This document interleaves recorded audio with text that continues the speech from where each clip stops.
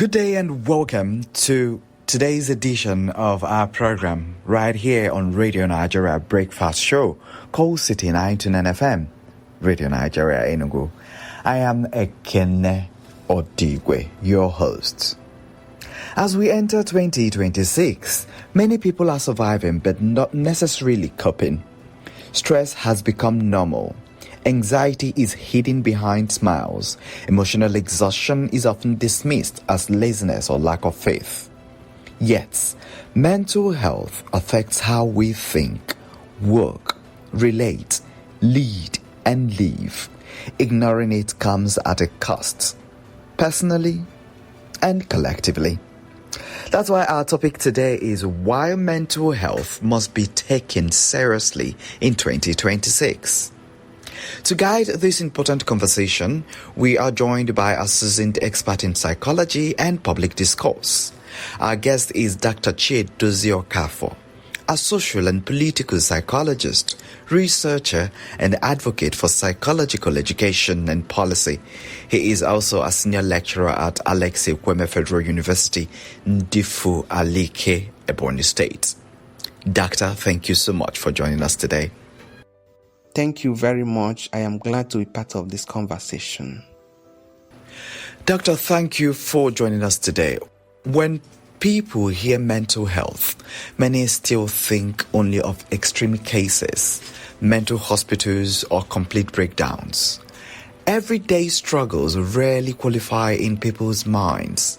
Now, from a professional standpoint, what is mental health and why should everyone, not just those in crisis, care about it in 2026? Mental health encompasses our emotional, psychological, and social well-being. It influences how we think, feel, and act, and it plays a key role in how we handle stress, how we relate to other people, and how we make decisions in our workplaces, in our families, and elsewhere. Mental health is not just about when someone is in a crisis. It's also about maintaining balance and resilience in the face of everyday stressors. In 2026, as the pace of life increases, the pressure from external factors grow and the need for mental well-being becomes even more urgent. So taking care of mental health helps us cope better, and form stronger relationships. Do you understand? So we need to lead fulfilling lives in 2026. And that is why we need to prioritize our mental health. I must say that right now in Nigeria particularly, mental health should be the focus of everyone's attention, because we have come a long way through insecurity. We have come a long way through economic hardship. So at this point, we should begin to heal. That is why everybody should prioritize mental health, not only for those who are in crisis, but those who are living their normal life, because mental health is everything. Meanwhile, life today feels heavier. Economic uncertainty, insecurity, job pressure, social media comparison, and constant bad news have become part of everyday life. What factors in today's social, economic, and political environment makes mental health an urgent issue as we move into 2026? I have to say that, everybody knows that we are living in an age of constant change and uncertainty, especially economic, political, and security. Economic struggles and insecurity and even political instability, all these things create a sense of helplessness and anxiety in an average Nigerian. So social media, while connecting people, often fosters unrealistic comparisons and the skewed sense of achievement, in addition to the insecurity news it spreads. So you see where the anxiety is coming from. Now, the pressure to constantly succeed, coupled with the pervasive sense of bad news, creates an environment where mental stress is almost inevitable. These factors demand that we treat mental health as a top priority, because mental well-being is key to surviving and thriving in such a challenging environment.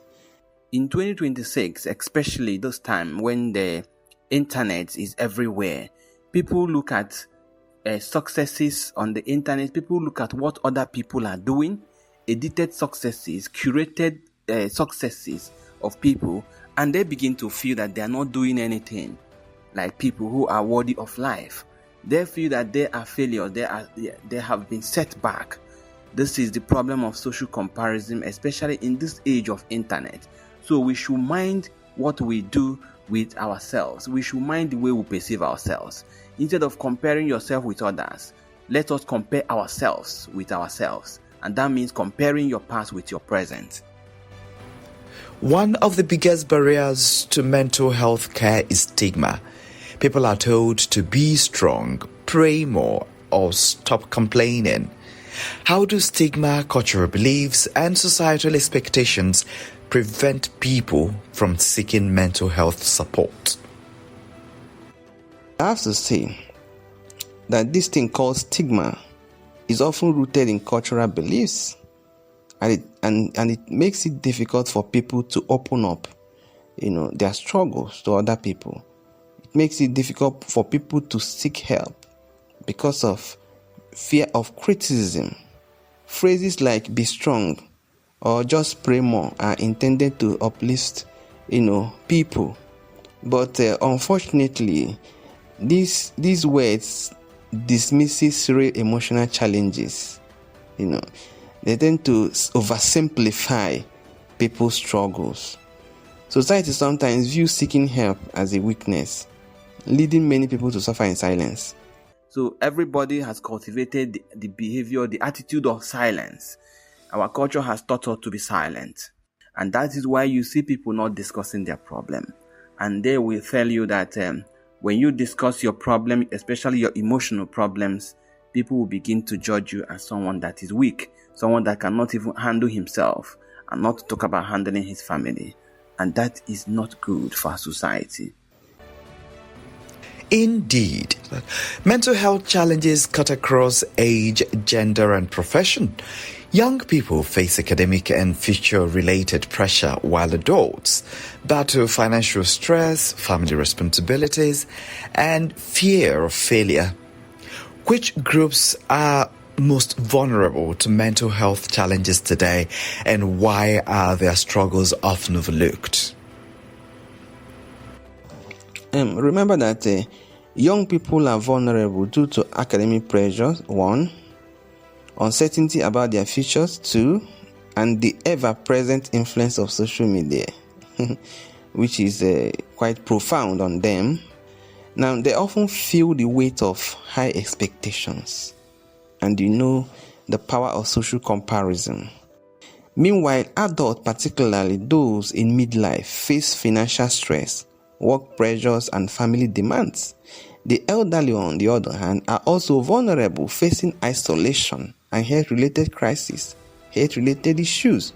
So unfortunately, the struggles of these groups are often overlooked because of societal expectations that people simply cope or manage on their own. The narrative that young people should be resilient or that older adults are expected to know better means that their mental health needs aren't always taken seriously. And this is a big problem for our society. We should not assume that people can survive on their own. When we think that people can survive on their own, we are making a big mistake. That is why it's necessary that we check on people. We check on the young, we check on the middle-aged person, and we check on the aged. We check on adults. We check on the octogenarians and the nonagenarians. We need to care about everybody because everybody is passing through troubles at their level of existence. And I want to say that no one is stronger when it comes to emotional problems. Everyone needs to be taken care of. If you can check on people, check on them. Doctor, what warning signs should individuals watch for in themselves and in others that signal a need for support? I want to say that common warning signs include feeling overwhelmed, irritable, hopeless, meaningless, the future as hopeless, the world as meaningless, and the self as worthless. Now, sometimes you also lose interest when it becomes regular, losing interest in activities that usually give you joy. So physical symptoms like trouble sleeping, that's insomnia, changes in appetite, that's anorexia nervosa, and fatigue can be indicators as well. If someone is withdrawing from social activities, showing a decline in performance or at work or school, or expressing feelings of worthlessness or anxiety, it's important to take these signs seriously. So for you, my listener, the key is to notice when you are no longer coping as you usually do, or when things feel harder than they should be. If these signs persist, seek support immediately. If you're just joining us on Breakfast Show Call City 99 FM Enugu, we are talking about why mental health must be taken seriously in 2026.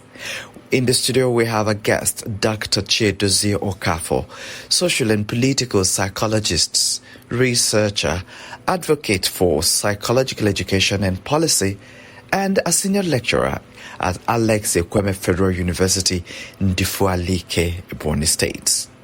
Do remember, you can listen to us as we're streaming live on callcityfm929.net.ng. Now, Doctor, mental health is often treated as a private issue, yet its impact spills into workplaces, families, leadership, and national development. How does poor mental health affect productivity, governance, family stability, and societal progress? The answer is straightforward. Human beings made up the society. When human beings are sick, the society is sick because we are the breath of the society. Poor mental health can significantly impact productivity. Employees and workers who are mentally unwell are often less efficient. They have lower motivation and they are more likely to take sick leaves. So in governance, leaders who are struggling with mental health may make poor decisions that will even lead to corruption, affecting national development and human capital, development too. Family stability is also compromised when mental health challenges go unaddressed, leading to tension, conflict, and lack of support. Society as well, suffers when mental health isn't prioritized, as it reduces the potential for growth and innovation, and even harmony. Interreligious, interethnic harmony is reduced when mental health is not prioritized. Yes, I have to reiterate that it's only when you understand yourself that you can take care of yourself. This is not only for our personal lives, this is also for governance. Because if you cannot lead yourself, you cannot lead others. And for you to lead yourself, you must arrest yourself by demonstrating a functional mental health. That is why we say that even psychology should come to rescue everybody in 2026. Now, as we move into 2026, awareness alone is no longer enough. There must be intentional action. What practical steps should individuals, families, workplaces, educational institutions, and policymakers take to ensure mental health is taken seriously in 2026? Now, everyone, be it an individual, be it families, workplaces, institutions of learning, religious institutions, everyone should prioritize open conversation around mental health in 2026 and beyond.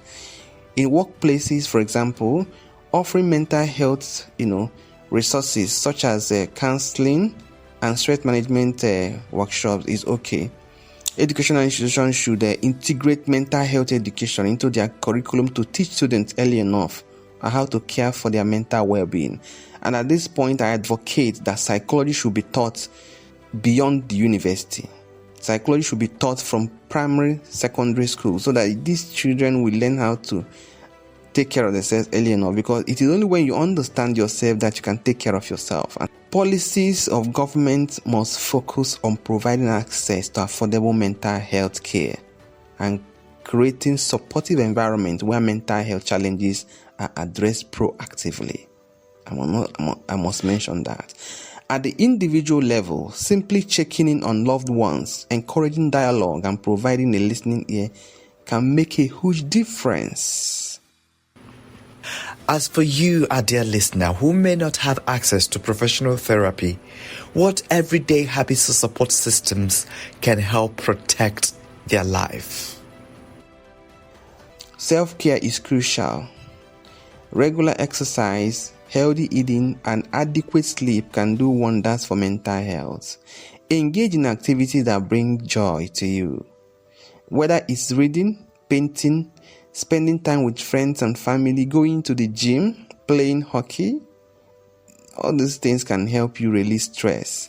So social support is also essential. Staying connected with family and friends, even though it's a short conversation, is vital. Mindfulness practices like meditation and deep breathing exercise help regulate emotions, So finally, seeking community groups or peer support networks, either in person or online, can provide a sense of belonging. Now, Doctor, as we conclude, what one message would you like the listener to carry with them about mental health as we step into 2026? One message that I would like listeners to carry home with, about mental health as we step into 2026 is this: mental health is not a luxury, it's a necessity. We need to prioritize it just as we would our physical health. Let me tell you this: it is okay not to be okay. And asking for help is a sign of strength, not weakness. In 2026, let's commit to breaking the stigma and creating a culture where mental health is valued, where conversation is opened around mental health without shame, without fear of criticism, where people are understood and nurtured, no matter whom they are. Do not hide your problems, especially emotional problems, especially adaptational problems, especially problems that are bothering you, those problems that you feel you cannot share with anyone. Share that problem, because if you hide it, that problem will hide you forever. It's important that we begin to open up conversations no matter what they are. If you cannot seek professional help, look for social support networks, online or offline, where you can purge that excess emotional load. Is important. Thank you very much. Thank you very much, Dr. Chiedozie Okafor, social and political psychologist, researcher, and a senior lecturer at Ekwueme Federal University in Ndufu-Alike, for sharing your valuable insights. And to you, our listener, remember, mental health is health. Seeking help is strength, not a weakness. Join us next time. Until then, take care of your mind. And that's it on today's edition of Breakfast Show on Coal City 99 FM, Enugu, Radio Nigeria. Producer has been Jude Obu, and supervisor has been the acting general manager, Coal City 99 FM, Ekwueme. The executive producer is the zonal director, FRCN, Enugu National Station, Dr. Ikechukwu. My name is Ekene Odigwe. Thank you for listening.